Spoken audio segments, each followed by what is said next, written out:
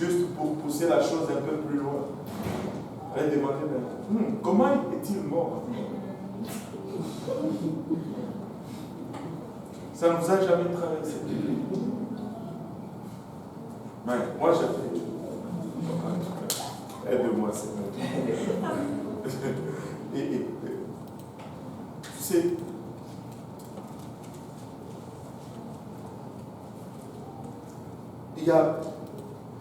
avec Dieu, il y a toujours espoir. Avec Dieu, il y a toujours de l'espoir. Et finalement, quand il s'est révélé, les autres n'en croyaient même pas à ses yeux.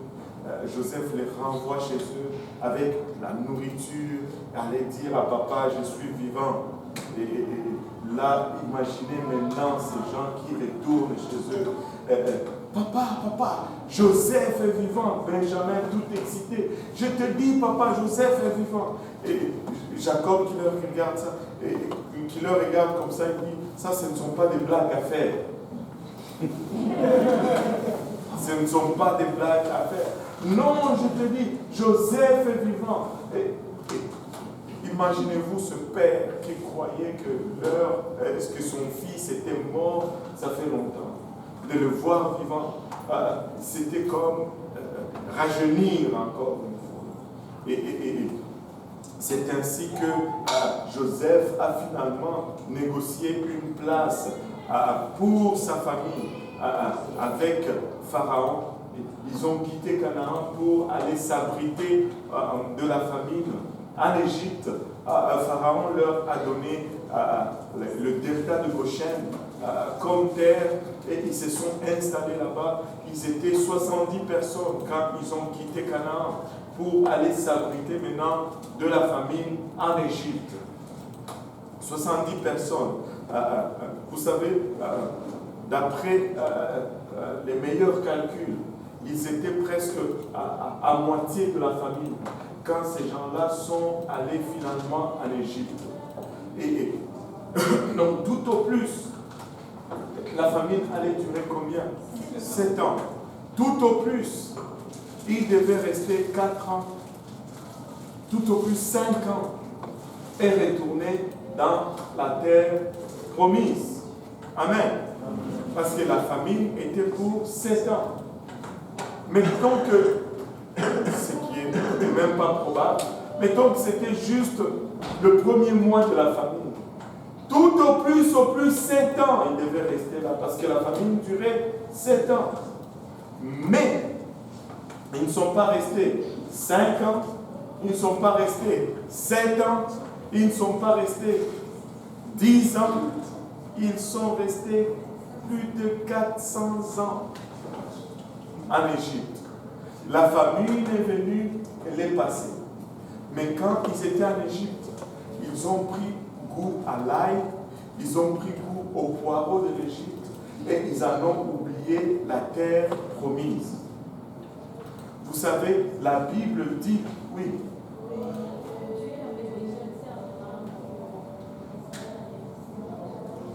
Mais Dieu avait dit à Abraham qu'ils allaient rester en Égypte. Mais Dieu ne leur a pas demandé de rester en Égypte. Dieu sait. Mais Dieu ne force pas.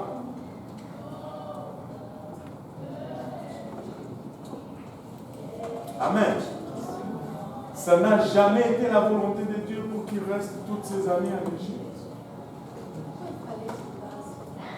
Hein?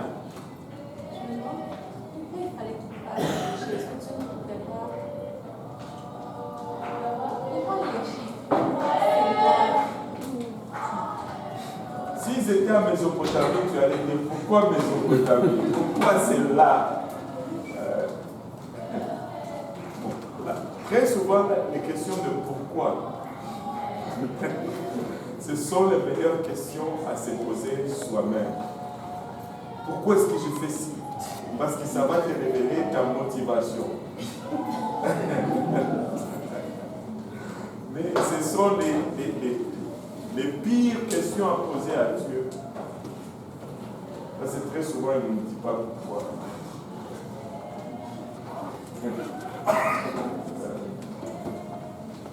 Parce que de toute façon, si c'était ailleurs, on allait dire pourquoi là-bas. Non, ce que je veux savoir, Et pourquoi pas l'Égypte? mais parce que plus que l'Égypte représente le péché. Oh, Donc, et Babylone. mais bon, pourquoi il fallait qu'il passe, qu'il soit dans Bon, laisse-moi te suggérer quelque chose. Je ne dis pas que c'est ça la raison de Dieu. Mais c'est peut-être pour nous montrer à nous que nous ne devons pas rester dans le monde. Parce que si l'Égypte est le type du monde, Dieu est en train de nous dire, Steph, pas le monde, ne reste pas là. Rentre dans l'église. Amen. Moi, je pense que ce serait correct comme réponse. Non? Amen.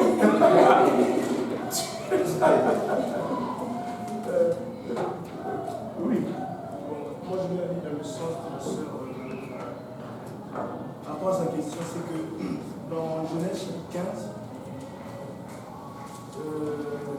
verset 13, Dieu dit à Abraham, c'est écrit, l'Éternel dit à Abraham, sache que tes descendants seront étrangers dans un pays qui ne sera point à eux, ils y seront asservis et on les opprimera pendant 400 ans. Mais je jugerai la nation à laquelle ils seront asservis et ils sortiront ensuite avec des grandes richesses. Oui. C'est un peu le sens de sa question. Voilà. Ben, la question était que Dieu l'avait déjà dit, donc ce serait correct qu'on y aille. C'est comme ça que moi j'ai compris. Que ce n'est pas un problème d'y aller.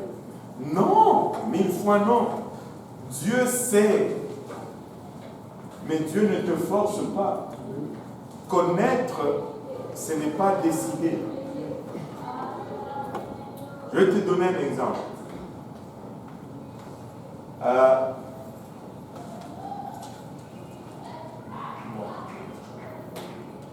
Qu'est-ce que je peux prendre comme exemple ici?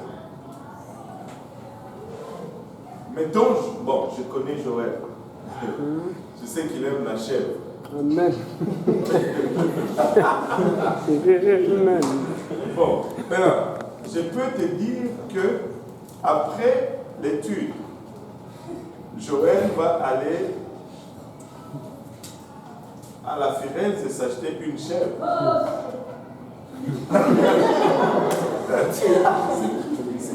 Tabitha. Hein? Tabitha. Bon. Maintenant, parce que je le connais peut-être, mais je ne le connais pas parfaitement. Il y a des probabilités que cela soit vrai. Si je te le dis, Marie-Carmen ou Valérie, Joël va aller à la Firenze après le service acheter la chair. Si il y va, ce n'est pas moi qui l'a forcé d'y aller, mais parce que je le connais, j'anticipe ce qu'il va faire. Amen. Et le fait de le dire d'avance ne lie pas Joseph, plutôt Joël, à aller là-bas. Amen. Amen. Mais le connaissant, il y a de fortes chances qu'il y aille. Oh, c'est lundi aujourd'hui. Bon, c'est même pas le bon jour. Donc, la prophétie ne va pas marcher. Maintenant, Dieu connaît parfaitement. Donc, quand il dit, Marie-Carmen, quand elle va sortir d'ici, elle va prendre par la gauche. C'est parce qu'il te connaît et tu vas faire cela. La connaissance, ce n'est pas la décision. Dieu connaît, mais il ne décide pas pour toi. Et le fait que Dieu dit que c'est ça qui va arriver, cela ne veut pas dire qu'il l'a approuvé. Dieu savait que l'homme allait pécher. Est-ce que c'est Dieu qui a décidé que l'homme pêche? Non. Amen. La connaissance, ce n'est pas la décision. Et je peux ramener ça là où vous vivez. Il y a beaucoup de choses que vous savez qu'il ne faut pas faire. Ne me lâchez pas là, dites Amen. Amen. Mais des fois vous le faites quand même. Amen. Même si vous savez que ce n'est pas bon. La connaissance n'est pas nécessairement la décision. Aïe, aïe, aïe. Donc Dieu connaît, mais Dieu ne décide pas pour toi. Et plus tu connais une personne, plus tu as des chances de savoir ou d'anticiper ce qu'elle va faire. Amen. Mais Dieu nous connaît parfaitement. Donc à chaque fois, ça va être à 100%, il va savoir ce que nous allons faire. Amen. Et c'est juste ça. L'Égypte n'a jamais été Canaan. L'Égypte n'était pas la terre promise. Et je ne me rappelle plus c'est quel passage, ça me vient toujours, ça me va après. Les Israélites eux-mêmes, ils disent, à cause de l'ail, à cause du poireau, ils sont restés plus longtemps qu'il ne fallait en Égypte. Tu sais, Dieu va te donner une situation temporaire, mais ne t'accroche pas à cette situation temporaire tu oublies ta promesse. Mais non, l'Égypte n'était pas Canaan, la terre promise c'était Canaan, et ils étaient là temporairement. Ils étaient là temporairement. Après la famine, ils devaient retourner à Canaan, mais ils sont restés plus de 400 ans en Égypte. Joseph est mort. Le pharaon qui connaissait Joseph est mort. Et après des générations, ils ont commencé à devenir une menace pour les Égyptiens. On va les laisser pour une semaine de plus. 400 ans, c'est quand même beaucoup. Non, on va les laisser pour 2 semaines de plus. Pourquoi 2 semaines? L'école des disciples. Le lundi prochain, on ne va pas être ici en bas, on va être en haut dans le sanctuaire et on va avoir un juif qui va nous enseigner. Et on va lui demander, mais pourquoi vous êtes resté 400 ans?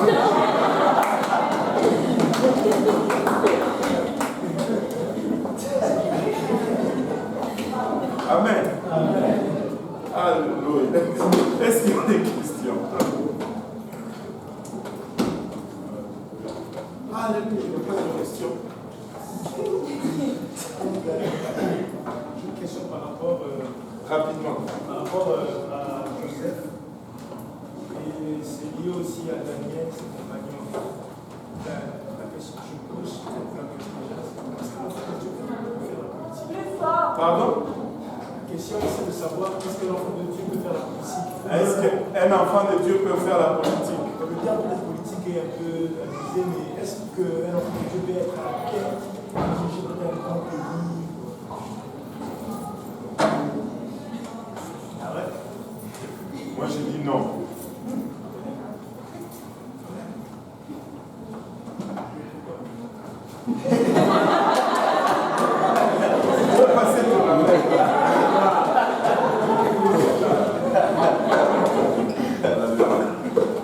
Parce que premièrement,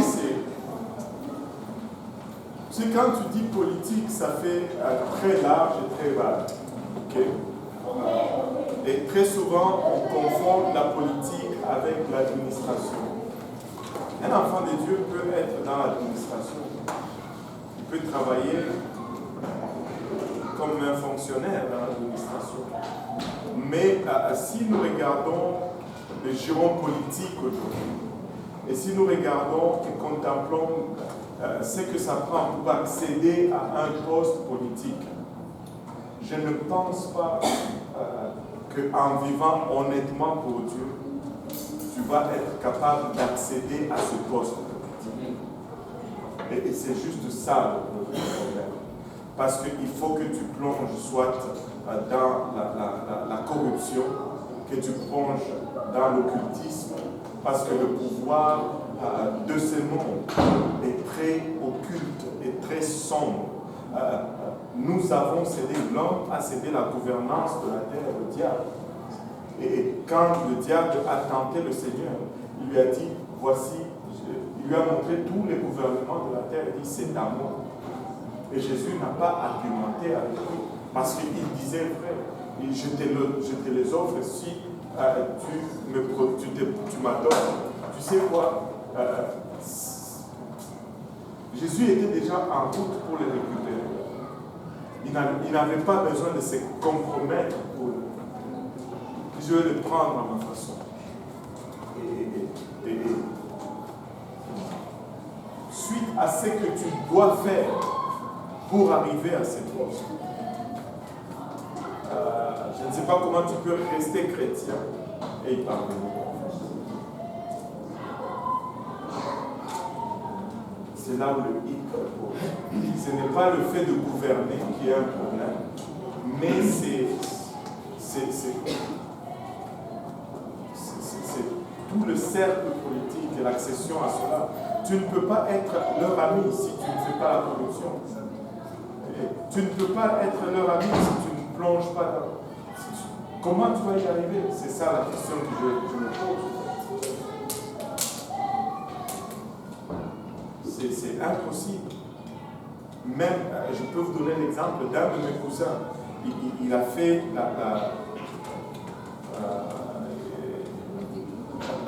l'agronomie. Il est agronome chez nous. Et il devait défendre une thèse. Il est allé en Belgique à l'université. Mais savez-vous quoi? Parce que jusqu'à présent, il n'a pas trouvé un professeur qui a accepté de le parrainer, comment on dit encore, de l'encadrer, voilà. Pourquoi? Parce que la condition c'était qu'il entre d'abord dans la franc-maçonnerie.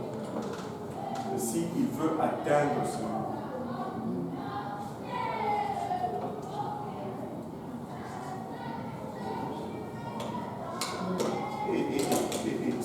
Ceux qui sont à l'université, il faut faire très attention.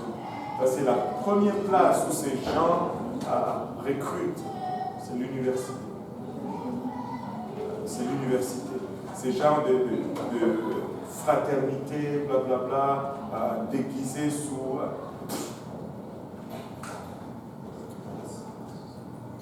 La seule fraternité qui est vraiment valable, c'est J-Pénière.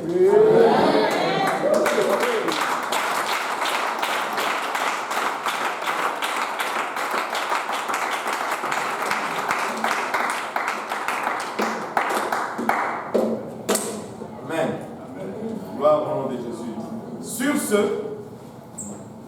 j'espère qu'on va dormir en paix. Alléluia. Mais on est déjà dedans. Alléluia. Amen. Gloire à Dieu. On va prier pour conclure.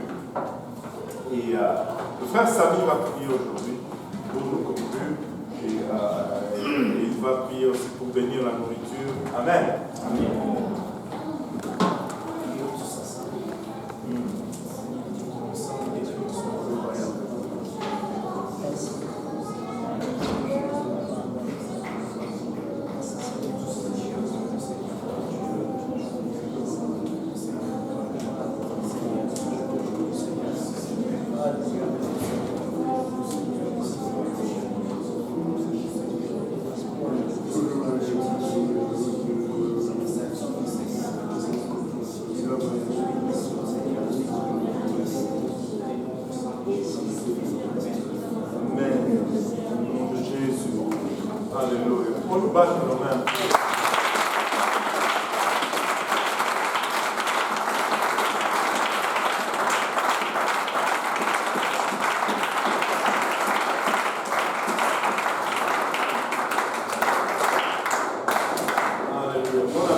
Servez nos visiteurs d'abord. Et puis, voilà.